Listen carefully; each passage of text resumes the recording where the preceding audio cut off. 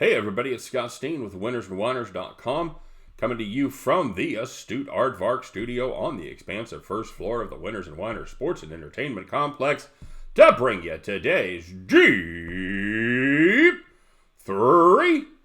As always, if you would be so kind, we'd appreciate it if you'd give us a thumbs up for this video. And if you're digging what we're doing, having a little fun, getting a pick or two, we'd appreciate it if you'd consider subscribing to our YouTube channel. Hitting the old rectangle there and then hit the bell, and that way you get notified each and every time we put up brand new content. Couldn't be easier. And speaking of easy, make sure you put your best plays in the comment section. Give us your top 5. You want to put more than that, you're certainly welcome to, but we'll grade out the first 5, so make sure those are your best. And you get them right, we'll give you the shout out. You get enough of them right, just like the astute Aardvark, my friend, you could be our capper of the day. A pretty brutal competition. We have some red-hot handicappers there, including the astute Aardvark and the Divine Greek, among others. So better bring your A game if you want to wear the cap of capper of the day. And, of course, don't forget to check out winnersandwhiners.com and statsalt.com, especially the new look Winners and Whiners over there with now chock full of helpful stats and matchup information. Get your butt over there. It is the one-stop shop for all of your handicapping needs, the #1 site in the world for predictive sports analysis on each and every contest in America, each and every day. All right, well, let's take a look and see how we did yesterday. You know what? We're not ready for XFL greatness yet. We're not ready for the Hall of Fame there. We had the tough beat here. We had the New York Knicks, and that ended up being the Knicks as a 3-point underdog, as everybody pretty much suited up for Atlanta. And the Knicks took them to double overtime and ended up losing by 5. Well, you know, that means we had it capped right, but just didn't get the breaks to go our way. We did hit the UNC Greensboro as they ended up winning that game by 28, easily covering the 17.5 or 18, depending on where you got it. And in our XFL game, we had the Tampa Bay Green people. I can't even remember against the. What the hell are they? The Valiants? I don't remember. I'll know it next week. Against the New York Guardians. And Tampa Bay, I thought Aaron Murray and that offense, I thought they'd do a much better job. They did absolutely zip, zilch, nada, nothing. Nothing at all. And New York ended up winning that one and staying well under the total. So 1-2 we go there. On the premium side, a couple of close but no cigars, as we had the Valpo Loyola Chicago under. Had about 133.5, 134. That game ended at 138.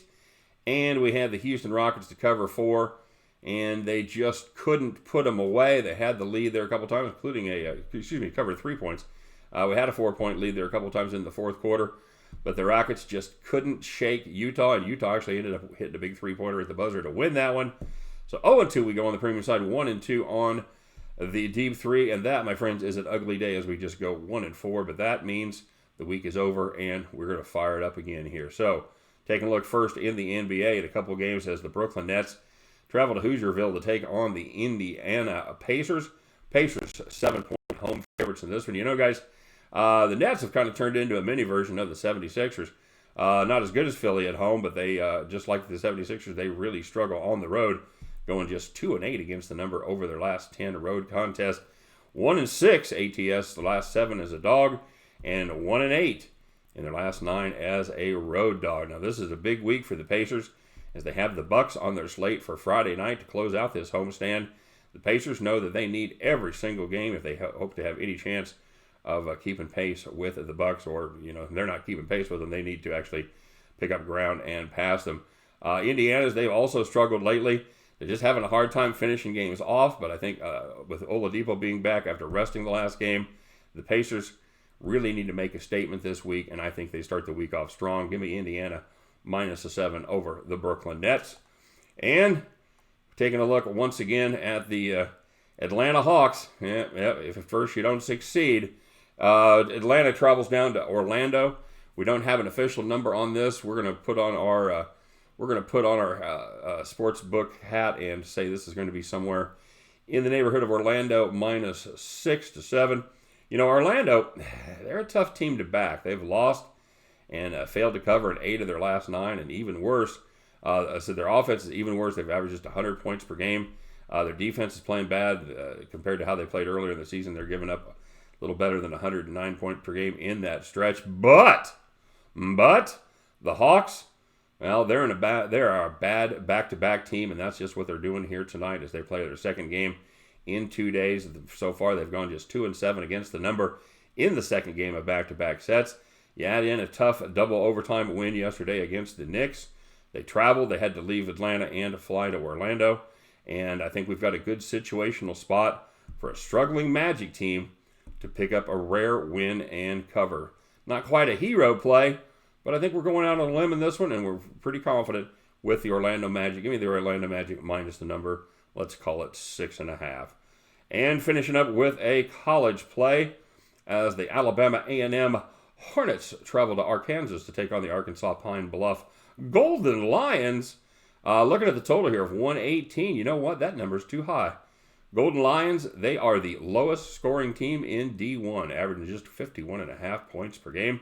They don't shoot well from deep, and they are a slow team as they are 325th in pace. Now, they play decent defense, and they usually are able to out-rebound their opponents, and that means that most times they're able to drag their opponents down to their level and play some ugly basketball. Not surprisingly, the under is cashed in 16 of the Hornets' 20 games, including 7 of 10 in conference play. Like I said, we'll use that word again. This one should be ugly, but you know what's pretty? That winning under ticket that we're going to be cashing when this game is over. So give me the Alabama A&M Hornets, Arkansas Pine Bluff Golden Lions under 118. Give us those Orlando Magic minus the points, and we'll take Indiana minus the 7 at the end of those 3 games. You guys can join me. We'll fire up the week right, grab our winning tickets, and we will head back to the window. All right, everybody, quick reminder, we'll put a link to the premium service in the comment section. If you'd like to join the premium team, we'd love to have you. Simply click the link, follow it, and you will be good to go. And a quick note, everybody, I talked to some of you here today, and I know some of you know this, some of you don't. I had a medical emergency in the family. This has not been my best last couple months here. My dad is 90 for starters, and we had to take him to the hospital here early this morning. I spent the entire day there. Got home about 9 o'clock tonight in time to cap. But the bad news is I didn't have time to do shout-outs. I would love to tell you that I will absolutely get to the shout-outs and do a double dose tomorrow, and that certainly may happen, but with everything being kind of fluid there, I don't really know what my schedule is going to be. I can tell you, I'll do my best, and I appreciate you guys putting your picks in. You guys know the drill. I love every one of you, and I always appreciate when you share your picks and like to get them graded out there. And like I said, I'll do my best. We'll see how my day breaks, and we'll see if we can get both shout-outs up for tomorrow night. All right, so thanks for your understanding. Appreciate your patience as always. Guys, I'm not going to lie to you. I could use some good mojo in this one. This one may be tough. So anyway, appreciate you watching as always. Let's do our thing. You know what? We'll go out there. We'll try to do our best to make a little money. Meet back here tomorrow. We'll bitch about those bad beats with me leading the way. Brag about our fat stacks because somebody's going to have them. And then it'll be Tuesday. We'll have more basketball. You know what, guys? Where would you rather be? We're just going to jump in there. We'll fire it up. We'll do it all again. All right? Thanks very much for watching. As always, of course, couldn't do it without each and every one of you. Appreciate each and every one of you as well. Good luck on all of your plays today. And I'll be looking for you back at the window. You guys take care. All right? Bye-bye.